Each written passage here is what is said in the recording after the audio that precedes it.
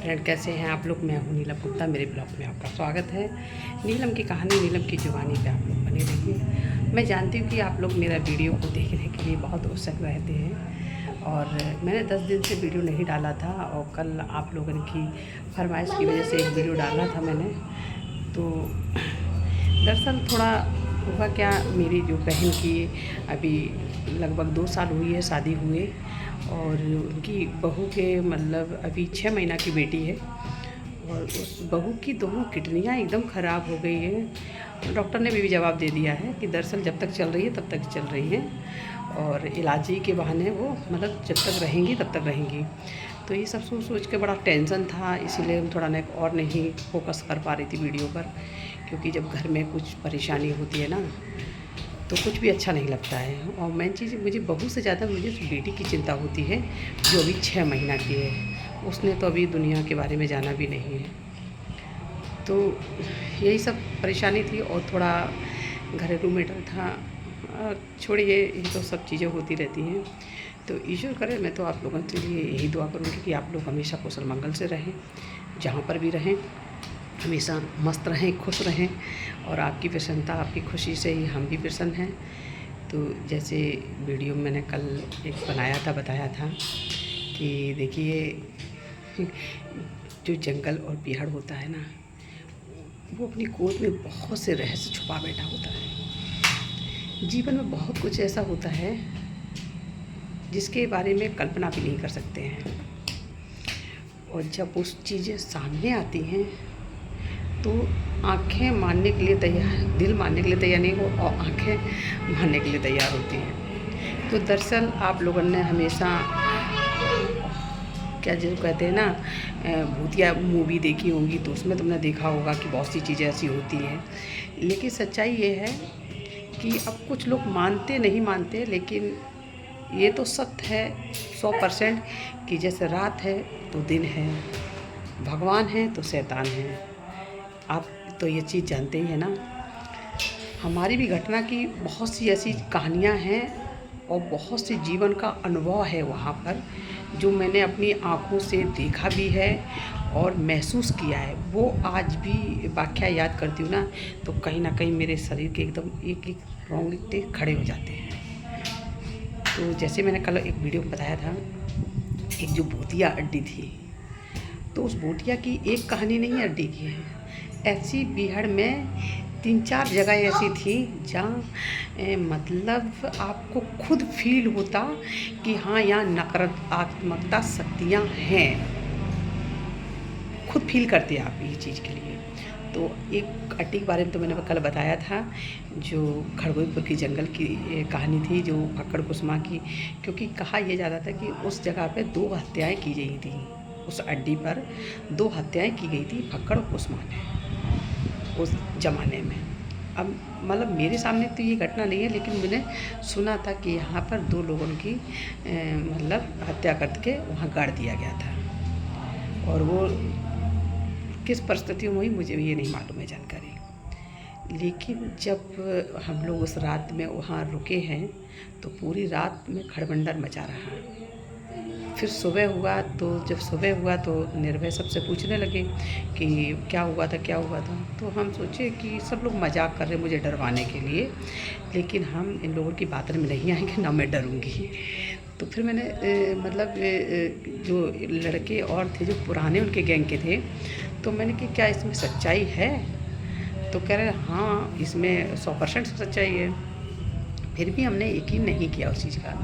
अच्छा, उस दिन क्या हुआ था, उस दिन हुआ क्या था कि कुछ लोग गांव से आए थे, तो निर्भय ने उस दिन फल मंगाए थे कम से कम। अच्छा, मेरे यहाँ जब गैंग में फल आते थे, चाहे सेब हो चाहे संतरा हो, तो मतलब 2-4 केजी से काम नहीं चलता। तो वहाँ ट्राली, मतलब जैसे ट्राली की ट्राली होती थी, बड़े बड़े जिसको क्या बोलते हैं, डलिया टाइप की नहीं होती है, वो थी। उसमें भर भर के फल आते थे, तब जाके सबको मतलब खा पाते थे लोग। तो उस दिन हुआ क्या कि फल सब लोग खाए, तो कुछ से फल रह गए थे, तो निर्भय ने मतलब रखवा दिए। तो बोले कि ठीक है, जिसको खाना हो बाद में खा सकता है। वहाँ कोई रोक टोक नहीं थी खाने पीने की। तो शाम के टाइम मतलब ऐसे ही बैठे थे, तो हम सोचे कि आज तो मतलब जगह चेंज होगी। तो हम अपना सामान, और सरला थी और मैं थी, तो हम अपना अपना सामान अपना बैग में लगाने लगे। लगाने के बाद हुआ क्या कि निर्भय को थोड़ा आलस आ गया। बोले कि पानी भी बरस रहा है, बरसात ज़्यादा है और यहाँ से वहाँ तक जाने में थोड़ी दिक्कत होगी। तो करे क्या कि लड़कों से कहे कि पानी यही आज भर लीजिए, कल अड्डी बदलेंगे। अभी किसी को जानकारी भी नहीं है और आज अड्डी नहीं बदलेंगे, कल बदलेंगे।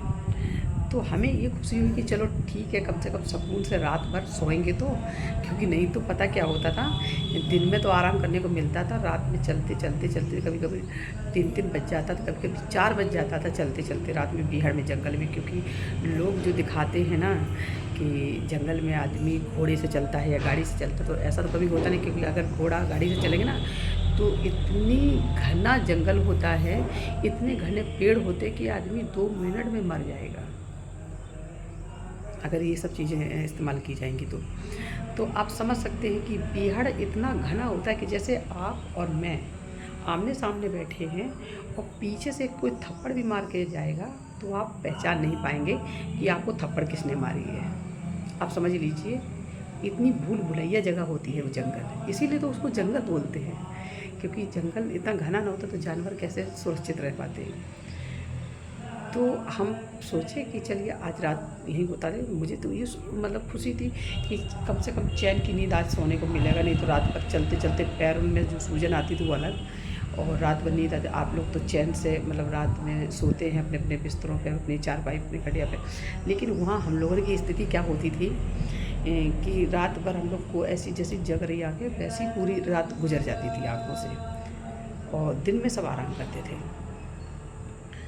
तो रात में करीबन 7-8 बज रहा, 8 साढ़े 8 बजे का टाइम था। तो सब मतलब खाना ना बना के सब खा पी के, तो मतलब पानी बरस ही रहा था, बरसात का समय था तो पानी बरस रहा था, झमाझम पानी बारिश चल रहा था।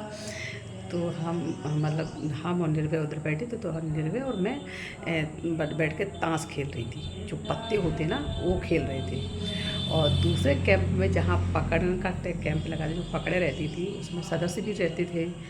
तो जैसे पकड़े पहले लेटाई जाती फिर अगल बगल सदस्य लेटते थे। तो जैसे पकड़ो के एक साइड में करके तो सब सदस्य बैठ के अंताक्षरी खेल रहे थे और उसी में पकड़े भी खेल रही थी कुछ। तो हम इधर बैठ के ताश खेल रहे थे।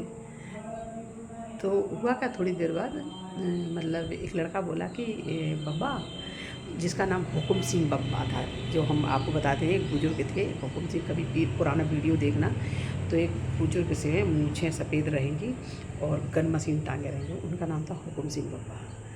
तो वो रहे, तो उनसे कहा गया कि आप जाके पहरा पे बाबा 1 घंटा मेरी तरफ से दे दीजिए, और जब आपकी बारी ख़त्म होगी तो हम आपकी वजह से 1 घंटा आपकी तरफ से पहरा दे लेंगे। लड़के ऐसे बोलने लगे। तो पापा कह रहे ठीक है, बच्चे खेल रहे हैं, कोई बात नहीं, हम पहरा दे लेंगे, आप लोग खेलेंगे। तो हम लोग सब कैंप में बैठ के सब खेलने लगे, लड़के। सरला और मैं और निर्भय 3 लोग अपने कैंप में बैठे थे, तो मतलब पत्ता खेल रहे थे, ताश।